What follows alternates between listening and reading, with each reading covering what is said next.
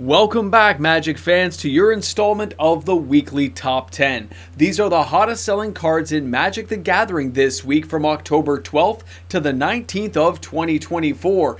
Now, in today's video, we are going to see some new contenders vying for the top spot and a very robust economy for Magic the Gathering's secondary market. Let's get the party started.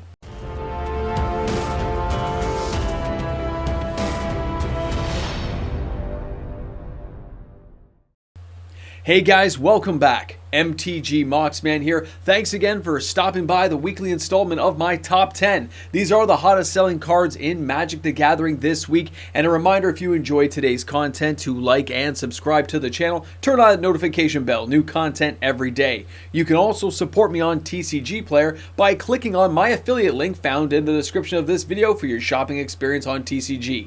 Now let's go ahead and take a look at the number 10 card this week. This is Marvin, the Murderous Mimic. Now, this guy comes in with 1,719 sales this week.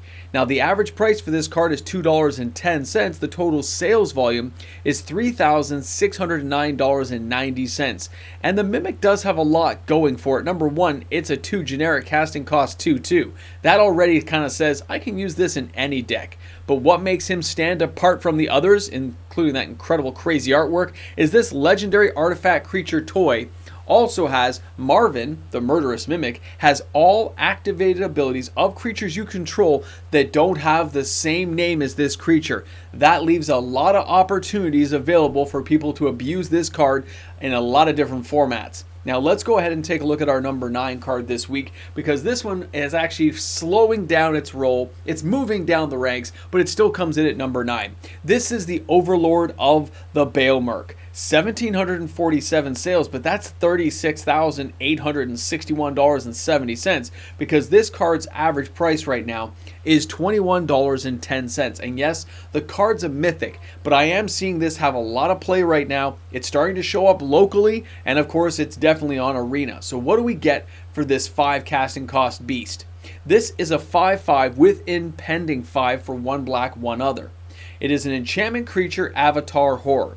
When Overlord of the Balemurk enters or attacks, mill 4 cards. Then you may return a non-avatar creature card or a planeswalker card from your graveyard to your hand. Again, a lot of things can kind of be called out for Commander for this card, but it still gets a lot of play right now in Standard. Do not forget a card like this. Now let's go ahead and take a look at our number 8 card. And number 8 was number 1 last week. So we've gone from number 1 and slid all the way down to number 8. This is Gloomlake Verge with 1,884 sales this week, which is $19,122.60. This card is averaging out at $10.15 per copy. And you know what? That's not a bad price. This card really had a lot of resurgence, a lot of interest, and this is why. Because the Gloomlake Verge is just a land card. It's kind of a drawback. It does tap for blue mana right away, which is nice. But you can also add black mana, but you can only activate it if you control an island or a swamp. So you got to have a secondary mana source in play. It really does work well in Commander. I see some fluid action with this card a few times now. And at a $10 price point, I actually think it's settling in at a nice price. But I think an $8 card would be even better. If this card kind of drifts down over the next few months, I do recommend picking up 4 copies. These are cards you're going to play with probably multiple times for a long time in the years to come.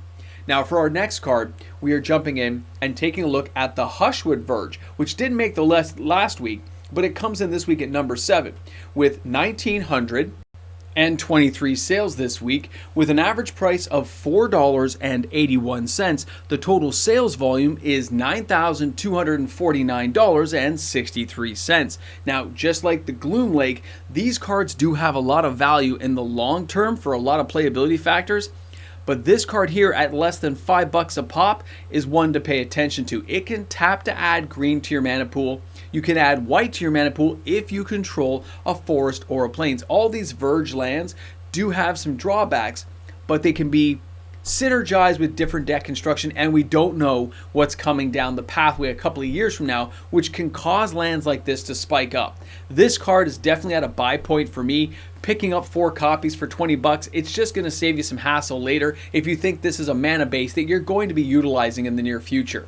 Now let's go ahead and stop in at number 7 this week. Here is Artist Talent, and this is from Bloomberg, kind of making a resurgence here. Now, this card comes in with 2,193 sales this week, with total sales action at $8,114.10. Now, the average price for this card comes in at $3.70, and of course, it's only a 2 casting cost enchantment class, so it's a low casting cost card. So what do we get? Well, you get the creature spells, discard and draw a card. Non-creature spells cost less, but that bottom ability where it does an additional 2 damage and only takes 3 to level this card up, that is something significant. The only drawback to this is you may not actually need it by turn 3. If you're playing this in a pure red mono burn deck, you probably won't get it this far, but there's still some great draw abilities if you have to ditch cards out of your hand quickly to get more things onto the battlefield. A great card at a good price point. Now for our next card, we're stopping into the Flood Maw. Now the Flood Maw again is from Bloomberg. It comes in at $3.79 on average with 2,510 sales, which is $9,512.90 of total sales action. It's a single casting cost and it is an instant. Now, what I like about this card is that instant speed and the low casting cost. So what do we get here?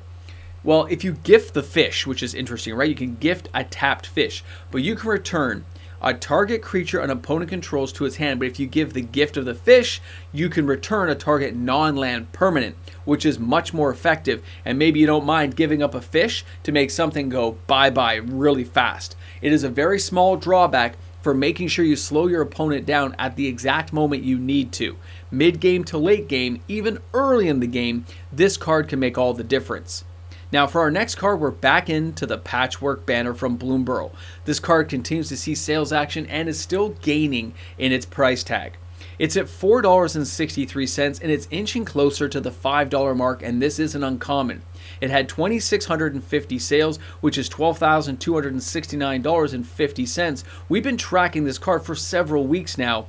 And way back in the day, it was like a $2.90 card, then $3.30. You can go back and watch my videos. This thing has slowly been creeping up. Now, the Patchwork banner is a 3 casting cost. When it enters, you choose a creature type. Creatures of the chosen type get +1/+1, but it also can tap to add any color to your mana pool. And depending on how fast or efficient your deck is going to be, that may or may not matter, but I have seen a lot of people be tapping this thing for mana. It does make sense. It also will probably find a home in a few commander decks in the near future. Now let's go ahead and take a look at the next card as we move down the list today, people. This stuff is crazy. Here we have Enduring Curiosity. These Enduring cards have kind of had a lot going on. 2,696 sales. It comes into the number 3 position. That's $12,940.80. But the average price tag of $4.80 is a little bit higher than I thought this card was going to be. So I took a closer look just to see what was going on. Let's not forget it's a 2 blue, 2 other casting cost, 4/3. It's a pretty kitty. And it's an enchantment cat gliver with flash. Now that's nice, okay? Whenever a creature you control deals combat damage to a player, you get to draw a card. So you can let a creature slip by, they think nothing of it, but you flash this in before damage. Kind of disgusting. And then of course, if it dies, it comes back again as just the enchantment. It's like a double whammy, man. This thing is a pretty tasty piece of feisty feline. I like this card, okay? I know a lot of pun on words today. I can't help it. It's Saturday morning. Now, for our next card, taking the number 2 position is Sheltered by Ghosts. Now, this card is not very expensive at $2.44, but it's had quite the rise in the last several days. This thing had 2,812 sales. That's $6,861.28 of total sales action. The $2.44 doesn't seem like a big deal, but we have seen what's happened with Patchwork Banner, and we've been tracking a lot of these uncommons moving up. As a 1 white, 1 other enchantment aura. Enchant creature you control. When Shelter by Ghost enters, exile target non-land permanent an opponent controls until Shelter of Ghosts leaves the battlefield. Enchanted creature gets +1/+0, has lifelink, and ward 2. You put this in with some of those lava spur boots and some of the other stuff that gives ward, and that ward ability gets pretty insurmountable. So you gotta have something that exiles things or does a blanket board wipe. Pay attention to cards like this, guys. They are definitely around the drain right now, and people are having some fun wondering what they can abuse it with. Now, the number 1 card this week is Enduring Innocence. This card was on the list last week. It comes in this week with 2,840 sales. That's $12,382.40 of total sales action, and the average price, $4.36 per copy.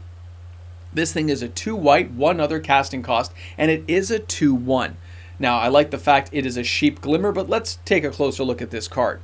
Now, as an enchantment creature, Sheep Glimmer, it does have lifelink.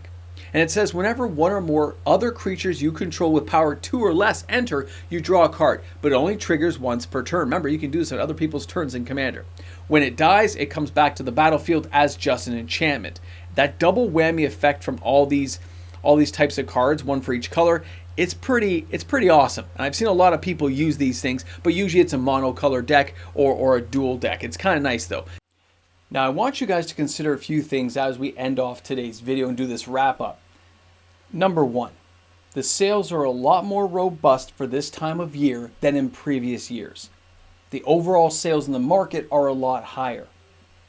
When we compare things off to like Double Feature and other products like Crimson Vow, Midnight Hunt, none of those products had the sales we're talking about right now in the singles market.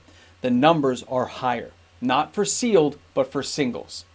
It's very robust because there's a lot of cards. And if you look at the top 10 this week, between the top number 1 card and the number 10 card, didn't have that big of a spread, very tight numbering. And then when you go beyond number 10, if we were doing like 11 to let's say 25, they were all in the 1,000 plus mark. They were like between 890 all the way to like 1,100. Very strong sales across the board for so many cards. And most of these sales were 4 of people buying 4 copies of a particular card. That happened locally. It happened on platforms. That means people are buying this either for standard or they are buying it for some kind of casual format they're playing, but they bought 4.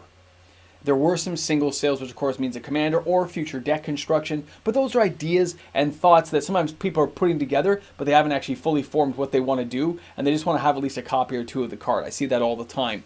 It's just the time of year we're at where sales should be winding down. We see a bit of a jack up right now, a little bit more interest than I would have thought was going to happen. And as a last bit to this video, if you made it this far, you can drop a boomstick in the comment section if you made it this far, by the way, just so I know those are the people who make it that far. And I want to talk about uncommons and rares for a moment. Lately, in the last 24 months, a lot of times in these last 24 months, we had uncommons and stuff that were not very expensive. No, none of them really got above that 30, 40, 50 cent mark. The redistribution of power that Wizards of the Coast has now allocated to uncommons and rares is something to be very aware of and get brainstorming in your head. When uncommons like Patchwork Banner are reaching the $4, $5, $6, $7 mark as an uncommon, that is prime real estate for a reprint. And it's not happening on just one card, is it? There's a lot of cards in the uncommon slot right now that are that $3, $4 mark, and it is something you need to consider before you go out buying 4 or 5 copies, that these reprints will come faster and sooner rather than later and slower. It's not going to happen. They realize before they redistribute power again or have cards rotate out, they have a chance to capitalize on some of these products. So I would either think there'll be secret layers or they're going to put some of these things into a very near premium product to help jack up the overall value look to the product when we, the consumers, look at our hand and go, why, look at these cards in here. There's some great uncommons. It's been a long time since we could say that. Also, a lot of rares used to hold like a 50-cent bulk rare value, and now you have rares holding that $5, $6, $7, $8, $10 mark. That is a good number to see for players who believe the set should have some value. And of course, the lack of boxes being opened means a lot of these prices are holding very firm. They're not dropping like they used to. I'm not sure this is a good thing. I'm just making it as a point of mention, a point of curiosity, because if it continues down this path, you're going to see prices actually go up, because whenever they jack up a box price, less boxes get opened.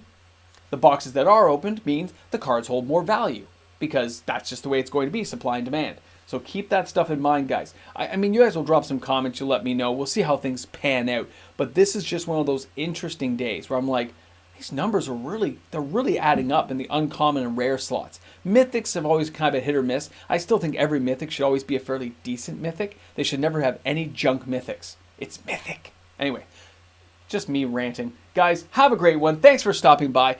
I will see you guys on the live stream Sunday. We'll have a great time.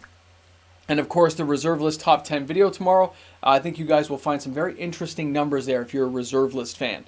We know last week when we talked about hating the reserve list, well, apparently you should hate it a lot because the sales are higher than normal. Just the way it's going to be. A big shout out and thank you to the fantastic patrons of my channel.